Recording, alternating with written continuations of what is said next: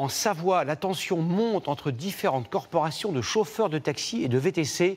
Il y a quelques jours, à la gare de Moutier, point de départ vers les stations de ski de la Tarentaise, deux groupes rivaux se sont affrontés violemment pendant de longues minutes devant des clients. Que se passe-t-il au royaume du ski? Marine Chaise, Frédéric Marchand et Justine Richard.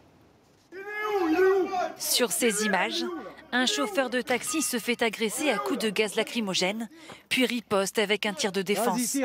La scène se déroule la semaine dernière à Moutier. Mais comment en est-on arrivé là? Pour le comprendre, direction le parvis de la gare. À l'arrivée du train, les taxis attendent désespérément les clients. Ils ont une réservation avec un transport de personnes hors de taxi de Moutier, quoi. Voilà, ou un Uber ou un VTC, on ne sait pas. Ça fait des clients en moins? Exactement, tout à fait, ils partent. La faute à une concurrence accrue l'hiver. Une course entre Moutier et les stations de ski peut rapporter jusqu'à 100 €.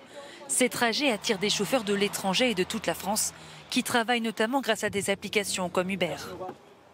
Je viens de Nice et je suis là pour la saison parce que sur la Côte d'Azur, c'est très calme pendant la période d'hiver. Donc je viens pour profiter du fait qu'il y a plus de gens au niveau des stations de ski, il y a des touristes et voilà.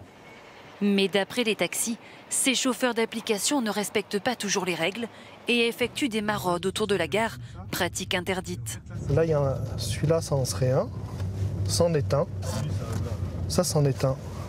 Ils ont appelé les forces de l'ordre pour les dénoncer. Mais depuis, certains affirment être victimes de menaces comme Jihad.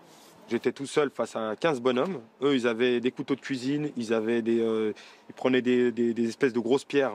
Ils m'ont attaqué, ils ont commencé à attaquer le véhicule. On peut voir, hein. Premier coup de couteau ici, enfin le premier il était ici, le deuxième ici. Depuis, il s'est équipé d'une arme de défense. Les chauffeurs d'application, eux, accusent les taxis d'avoir crevé leurs pneus. Face à ce conflit, les forces de l'ordre intensifient les contrôles.